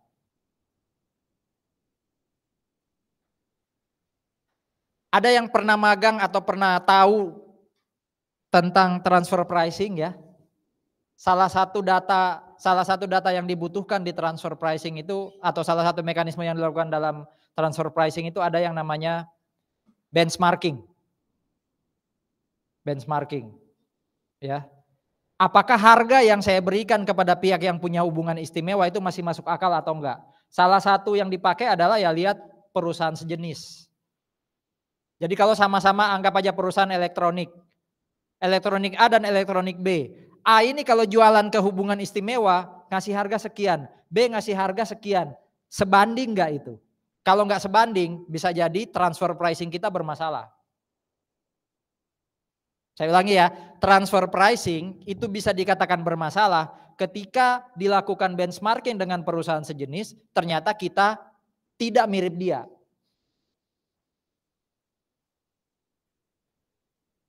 Kalau sudah di level petugas pajak, mereka pasti punya database dong, betul? Tapi kalau di level kita, bagaimana caranya kita tahu sebanding dengan perusahaan sejenis? Makanya ada database yang dijual. Ya. Kita bisa akses perusahaan lain yang sejenis dengan kita. Kalau saya mau ngasih harga ke orang punya hubungan istimewa dengan kita, masih masuk akal enggak? Itu loh yang disebut dengan benchmarking, ya, daya banding. Jadi saudara-saudara, sebelum saya ngomong ini ya, Anda suka enggak jalurnya managerial accounting? Kayak cost accounting, akuntansi manajemen, enggak suka ya? Berarti asumsi atau hipotesis saya itu sejak saya ngajar itu rupanya masuk akal. Biasanya anak tax accounting itu lebih suka financial accounting. Karena dia memang yang saya bilang minggu lalu, sejak awal sudah punya mindset untuk belajar yang kaku. Managerial accounting itu kan agak-agak nggak ada standar ya, memang nggak ada standar. Jadi ketika belajar itu, apalagi nggak ada jurnal, ini akuntansi apa enggak? Betul ya, Glo ya? Tapi sebaliknya teman-teman bisnis itu lebih suka yang cost dan manajerial, betul ya? Mereka lebih suka yang nggak ada standar tadi. Tapi bukan berarti Anda bebas loh dari managerial accounting. Ini managerial accounting. Transfer pricing itu legal atau ilegal? Boleh atau enggak memberi harga khusus ke pihak yang punya hubungan istimewa? Boleh. Yang salah itu kalau transfer pricingnya abuse, melanggar aturan atau tidak sebanding. Itu yang nggak boleh. Bahkan kalaupun abuse tapi terjadi di domestik, ya harusnya nggak masalah. Kenapa? Toh tarif pajaknya sama kalau dalam satu negara kan. Tapi kalau beda negara, apalagi bisa jadi pajak di luar yang kita bayar lebih besar dibanding Indonesia, itu sudah pasti abuse. Oke, transfer pricing itu bukan hal yang haram. Selama kita bisa buktikan ke otoritas pajak bahwa harga yang saya beri ke dia, pihak yang punya hubungan istimewa memang masuk akal. Informasi harga itu informasi financial atau managerial accounting? Halo, menentukan harga itu loh. Managerial. Berarti walaupun gak suka Glo, tetap harus belajar managerial accounting. Ya, saya waktu belum diberi kesempatan melayani sebagai wakil rektor ya, saya ngajar S2, diminta ngajar MM ya, managerial accounting. Waduh, ini berat ini. Berat dalam arti bisa sih, tahu sih, cuma kan effort belajarnya itu tadi kayak Gloria mungkin ya, melawan hati yang sangat suka akuntansi, keuangan dalam hal ini. Anda kalau ketemu orang managerial accounting ya, ngomongnya akuntansi keuangan itu sudah mati. Tapi sebaliknya orang akuntansi keuangan bilang, akuntansi manajerial itu bukan akuntansi. Jadi sebenarnya kita belajar akuntansi itu terbagi dua loh. Ada orang yang manajerial, ada yang finansial. Mereka bisa, cuma effortnya beda. Pas ngajar itu, belajarnya lebih sulit karena sense-nya beda dengan akuntansi keuangan. Saya yakin teman-teman akuntansi manajemen belajar akuntansi keuangan bisa, tapi belajarnya effortnya juga sulit. Saya dulu juga punya teori ya, coba Anda bandingkan, benar nggak? Teman-teman akuntansi keuangan, dosen ya, cenderung tampilannya lebih kaku. Susah gaul lah. Ya, pilihan-pilihan gayanya juga beda. Teman-teman akuntansi manajerial cenderung lebih dinamis. Ya. Anda teori akuntansi siapa yang ngajar? Pak Yogi. Siapa lagi? Bu Juni. Teori akuntansi itu mainstream apa? Keuangan atau manajerial? Finansial. Anda coba lihat atau bandingkan kayak Bu Sarce, Pak Joshua dengan Bu Yuni dan Pak Yogi. Bisa rasakan bedanya kan? Nah, itu. Pak Devi itu manajerial banget. Ya. Ya gampangannya kami di pajak itu kebanyakan finansial. Beda ya gaya ininya ya. Tapi gimana pun kan Anda tetap sayang dengan dosen-dosen teks kan. Ya, karena memang Anda orang finansial.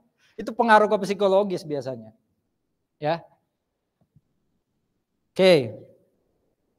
Sifat dan keterbatasan.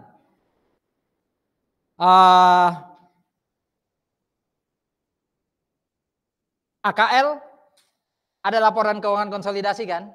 Pajak nggak pakai. Pajak nggak pakai. Jadi laporan konsolidasi itu nggak pernah dijadikan acuan untuk ngitung pajak. Jadi induk anak itu nggak relate di pajak. Yang relate itu apa? Pusat, cabang. Saya bicara PPH ya, nggak relate tuh induk anak. Ya masing-masing bikin SPT sendiri, nggak ada SPT konsolidasian, nggak ada. Ya. Atau bahasa saya tegaskan lagi, yang nggak relate itu kalau bicara kewajiban self assessment, masing-masing harus lakukan sendiri. Tapi kalau withholding, ya kalau withholding, apalagi kalau pusat cabang, itu harus lakukan sendiri-sendiri. Tapi yang self assessment harus digabung kalau pusat cabang. Contoh nih, ada PT, pusatnya Jakarta, cabangnya di Surabaya. PPh 21 yang potong siapa? Masing-masing. Tapi SPT tahunan digabung ke Jakarta. Karena pusat cabang. Pusat cabang itu masuk di AKL juga ya, atau AKM 2 saya lupa. Namanya laporan apa? Kalau pusat dan cabang bikin laporan keuangan satu, kombinasian ya, combine bukan consolidated. Kalau induk anak kan consolidated. Jadi yang relate di pajak itu pusat cabang. Laporan kombinasi, pusat kan bikin, cabang bikin. Yang dipakai sebagai acuan SPT itu laporan gabungan. Kalau induk anak yang dipakai ya induk sendiri, anak sendiri. Ya, jadi yang saya tulis di sini adalah untuk SPT tahunan.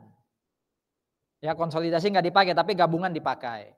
Kalau PPh 21 yang withholding, yaitu berlaku per entitas. Induk potong sendiri, anak potong sendiri, pusat potong sendiri, cabang potong sendiri. Kalau PPN, pusat bikin faktur sendiri, cabang bikin faktur sendiri. Iya, defaultnya gitu. Tapi boleh lakukan apa? Pemusatan. Pemusatannya boleh di cabang juga kan? PPN itu pemusatan boleh nggak di cabang? Boleh aja kalau cabang lebih banyak transaksinya. Jadi pemusatan itu tidak serta-merta pusat. Kalau induk anak boleh nggak pemusatan? PPN nggak boleh, itu jelas entitas berbeda kok. Itu ya.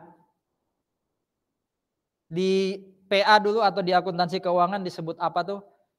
Business entity principle. Ya, antara pemilik dan usaha itu adalah kesatuan yang berbeda. Kita masuk di mana? Kita masuk di pihak yang berminat ini ya, mau bikin skripsi, mau bikin tugas. Kalau yang mainstream kan yang atas, fiskus. Kalau konsultan ya pastilah. Tapi konsultan sangat terbatas dengan kliennya. Ya, konsultan akan sangat terbatas dengan kliennya.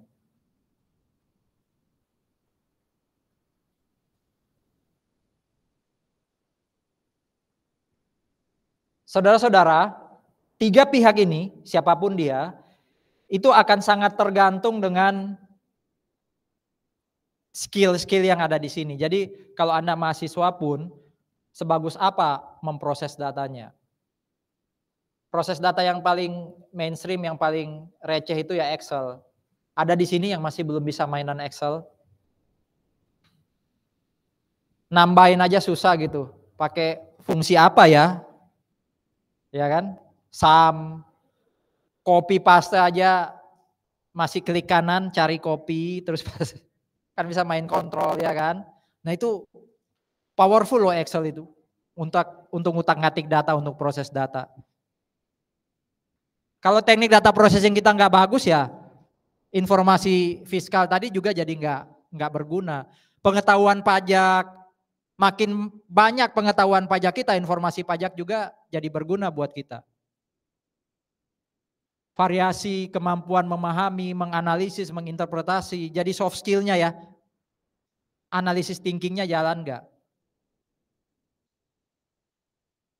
Saya nggak tahu ya. Coba baca banyak sumber ya. Bagaimana caranya otak kita biar cepat atau gampang untuk memproses informasi bahkan bisa menganalisis. Anak cowok saya yang pertama, jujur saja memang berisiko ya. Itu akses handphonenya tidak saya batasi. Ya tentu untuk hal-hal tertentu saya batasi ya, tapi saya bolehin main game. Cari informasi lihat YouTube atau apa, YouTube-nya harus lewat TV, nggak boleh di HP-nya gitu. Tapi dari situ, itu cenderung lebih gampang dia menganalisis informasi. Ya jadinya kritis dikit-dikit nanya emang. Tapi ada informasi tertentu, ya saya nggak tahu punya ponakan atau adik ya. Itu yang dia jauh lebih tahu dari kita dan cara menganalisisnya juga cepat. Ya, cara menganalisisnya cepat. Jadi coba cari cara untuk otak kita jauh lebih cepat menganalisis. Saya nggak tahu gimana caranya kalau sudah wah jadi gamer Pak. Oh ya, kalau gamer terus menerus juga akhirnya yang dianalisis gamenya kan, bukan datanya gitu.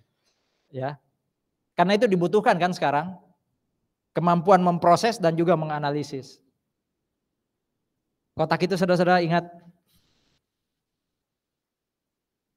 Jangan terlalu fanatik dengan pajakmu, dengan akuntansimu. Karena kita butuh ilmu lain, pasti, yakin. Ingat pesan saya minggu lalu ya, kalau Anda pengen kerja di orang dan pengen sampai di top manajemen, ya Anda harus jadi orang generalis. Tahu semua, paling enggak cepat belajar hal-hal lain di luar ilmu yang kita pelajari sekarang. Ya. Supaya ya survive, ya. Ini tadi yang historical cost ya, itu keterbatasan memang di laporan keuangan fiskal. Aset itu ya dilaporkan pakai historical cost masih ya, di laporan keuangan fiskal. Kenapa ya? Kok nggak ikut akuntansi ya?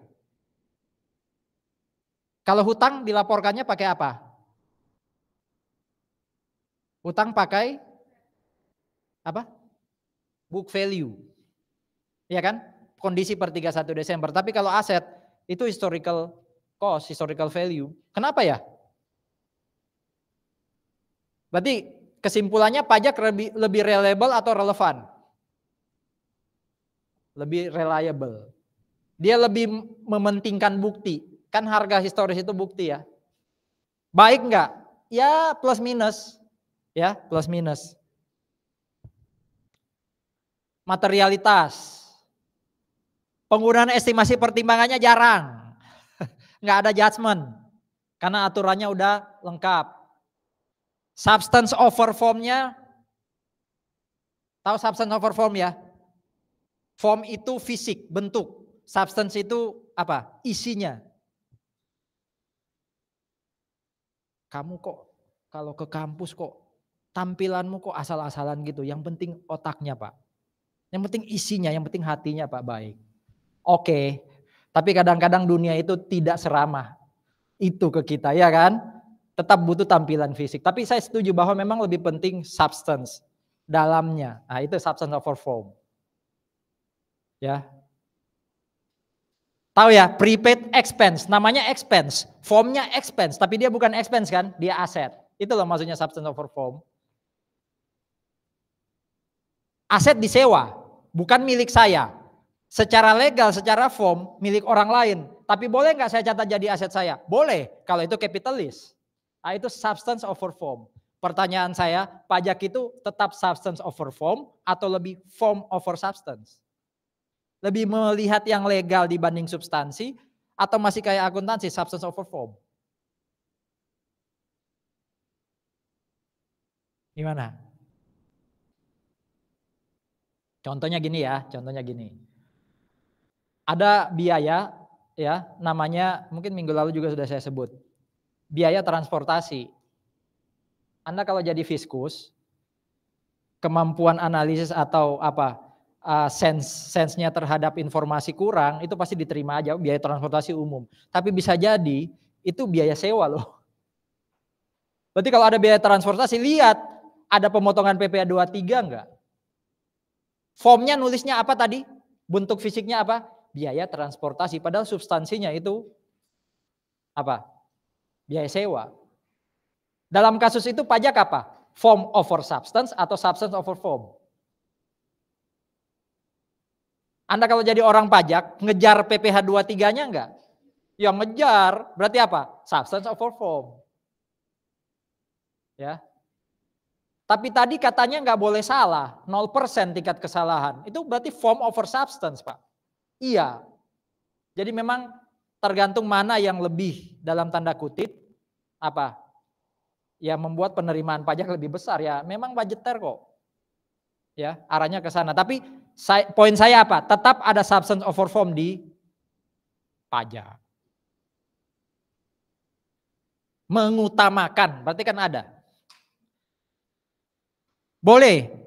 Metode pengukurannya alternatif boleh, wong bisa garis lurus, bisa saldo menurun contohnya kan di aset. Informasi kualitatif. Akuntansi keuangan kan sebenarnya juga ya. Informasi kualitatifnya dikesampingkan, manajerial yang lebih banyak.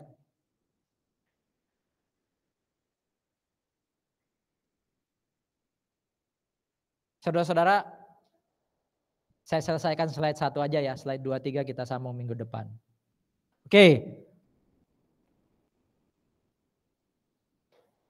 Ini yang saya katakan tadi, bagaimana cara kita melaporkan transaksi pajak, itu sangat tergantung dengan fungsi pajak. Makin budgeter tentu akun-akun kita akan makin kaku. Ya.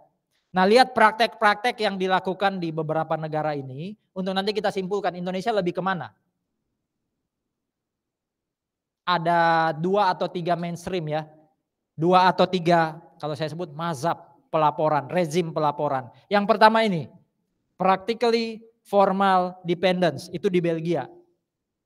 Jadi yang namanya akuntansi pajak itu adalah gabungan antara akuntansi keuangan dan undang-undang PPh. Gabungan antara SAK dan undang-undang PPh. Itulah akuntansi pajak di Belgia. Namanya practically formal dependence. Ada lagi yang namanya irisan nih. Ya. Materially dependence kayak di Inggris. Jadi ada irisan di sini, akuntansi pajaknya itu di irisan. Jadi ada hal yang diatur di PSAK, di Undang-Undang PPh, tapi akuntansi pajaknya itu irisan. Kita bicara bagaimana melaporkan, bagaimana mengukur ya. Bukan bagaimana mengenakan PPh loh ya, itu akuntansi pajak ya. Di Inggris itu irisan. Kalau di Belanda malah terpisah.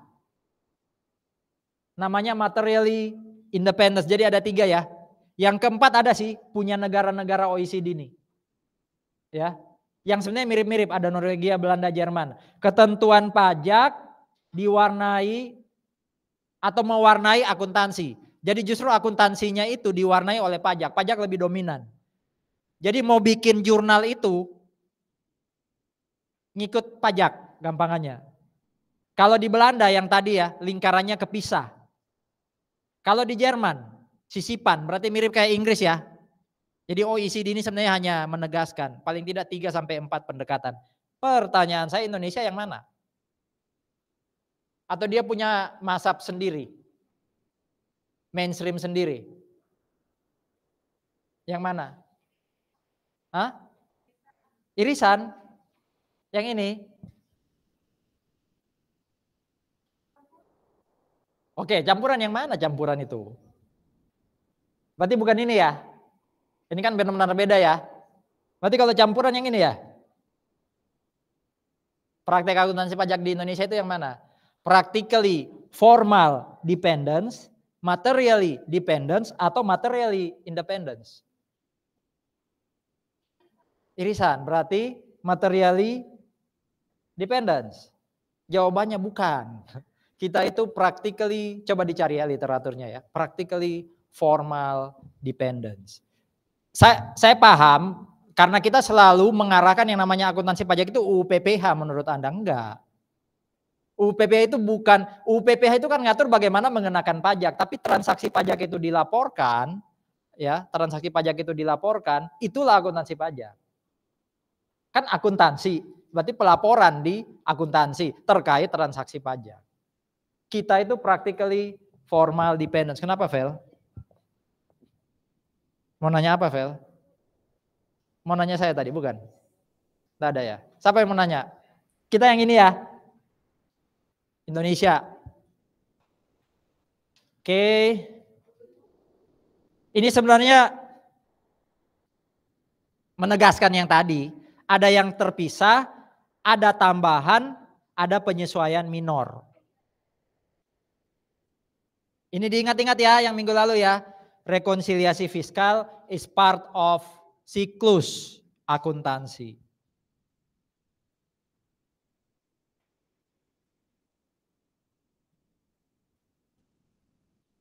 Ini bicara informasi apa berarti?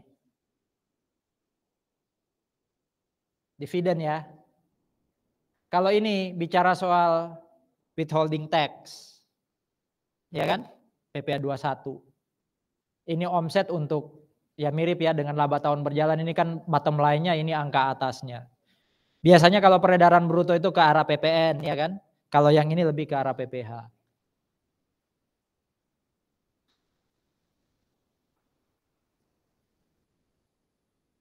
Karena kasus inilah makanya atau karena gambaran inilah makanya tadi dia nggak bisa netral terhadap akuntansi komersial. Oke, sebelum kita selesai ini diingat-ingat ya, dasar penentuan untuk tahun pajak itu ada 3. Kita bisa pakai tahun kalender, kalau ini kan gampang banget. Tahun pajak 2022, oh berarti mulai 1 Januari sampai 31 Desember. Kalau kita memilih pakai tahun kalender.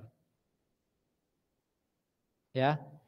Tapi kalau kita memilih, saya mulai 1 Juli sampai 30 Juni tahun depan. Mulai 1 Juli 2022 sampai 30 Juni 2023 itu tahun pajak berapa? Tahun pajak nggak ada 2022, 2023 nggak ada, dia hanya 1 sebutnya. Kalau yang paling kiri gampang sekali lagi ya, 1 Januari 22 sampai 31 Desember 22 itu tahun pajak 2022. Case close kalau yang kiri. Kalau yang tengah, mulai 1 Juni 22 sampai 31 Desember 23. Di SPT kan harus diisi tahun pajaknya yang 4 kolom itu kan?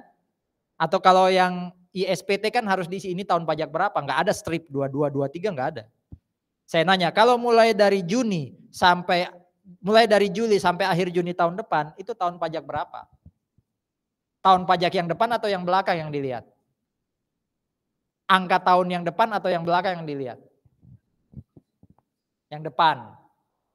Jadi kalau saya mulai 1 Juli 2022 sampai 30 Juni 2023, maka SPT saya itu adalah SPT 2022. Yang dilihat tahun yang depan. Kalau pas 6 bulan, 6 bulan. Kalau yang kanan, Petra itu 1 September sampai 30 Agustus.